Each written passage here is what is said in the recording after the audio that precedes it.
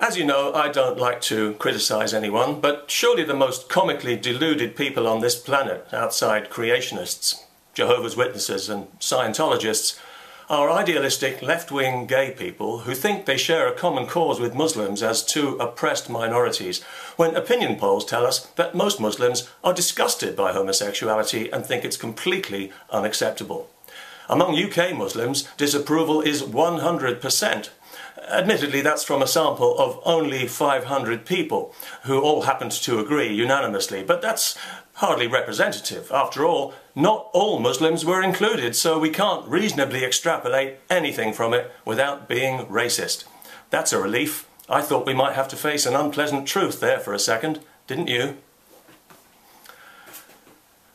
Gay people who look for common ground with Islam are a bit like left-wing Jews who want to boycott Israel. They've let their twisted progressive politics trump their common sense. It's hard to know if they really believe in their fantasy gay Islamic alliance, or if their look at me, how tolerant I am, guardianista political correctness hasn't just mutated into a kind of homo-Islamic masochism. How else do you explain the willingness of otherwise intelligent people to indulge a religion that wants them dead? And not dead in a symbolic or theoretical way, but in an actual string them up in public sort of way, as they do in the Islamic Republic of Iran, where they regard death as too good for homosexuals. If they could find a way to kill them twice over, they know it would please Allah more than a Tel Aviv school bus suicide bomb. But what can they do? They'll just have to wait for Islamic science to find a way. And pick up that long overdue Nobel Prize. Surely it's obvious, even to the most PC crippled among us, that if any one group of people on this earth should be opposing the spread of Islam with everything they've got, it's gay people. Nothing is a more serious threat to them. Islam will never be remotely gay-friendly. There will never be a pink crescent moon, unless you count gay bloodstains, and good luck finding an Islamic scholar who's prepared to deny that. It's true that not all scholars feel the same way about gays. Some think they should be stoned to death, others favour throwing them off a mountain. Maybe on a good day you could even get to choose. In Iran, they've settled the matter by hanging them from cranes in public. In Mauritania, they use the more traditional method, stoning to death. In Saudi Arabia, they prefer beheading, as they do for many things in that country, including witchcraft. In countries that don't impose the death penalty for being gay, it's still punishable by flogging and imprisonment.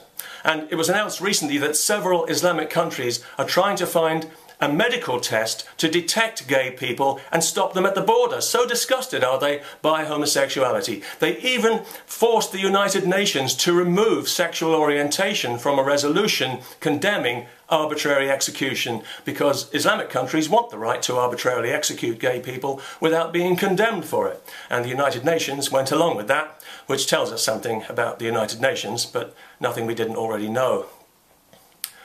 The concept of human rights is alien to Islam, as we know. The concept of gay rights is an insulting and vile obscenity to Islam, without putting too fine a point on it. Islam does not regard homosexuality as a different lifestyle, but as a disgusting form of sexual perversion on a par with paedophilia or bestiality that should be severely punished. Islamic preachers often conflate homosexuality and paedophilia and are not challenged on it because the people they're talking to generally agree with them. We know that the more Islam there is in a society, the more physically dangerous it's likely to be for gay people.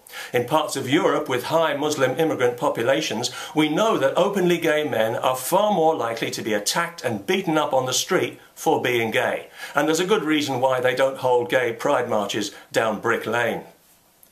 In a nutshell, gay people, Islam wants your blood. And if you're ever stupid enough to go to an Islamic country and let them know you're gay, you'll find that out the hard way. It doesn't give a damn how tolerant or inclusive you are. It just wants you dead for being who and what you are. And it's no more open to persuasion on the matter than you would be open to persuasion about letting sewer rats run around your house. You've got more chance of celebrating Christmas in a pub in Saudi Arabia than you have of finding common ground between Islam and homosexuality. And you've got absolutely no excuse for pretending otherwise, because there's nothing nuanced about the Islamic position.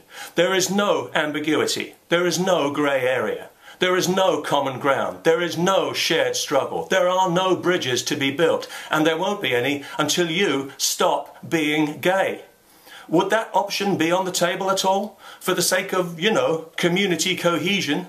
After all, by being gay, you're being culturally insensitive, disrespectful, divisive, provocative, offensive, Islamophobic, and racist. What can I say, people? The bottom line is, if you don't want to be a filthy racist, you're going to have to stop being gay. And when you think about it, it's really not that much to ask. After all, if you're not willing to compromise on your sick and sinful gayness, how can you reasonably expect Islam to compromise on wanting you dead? Peace.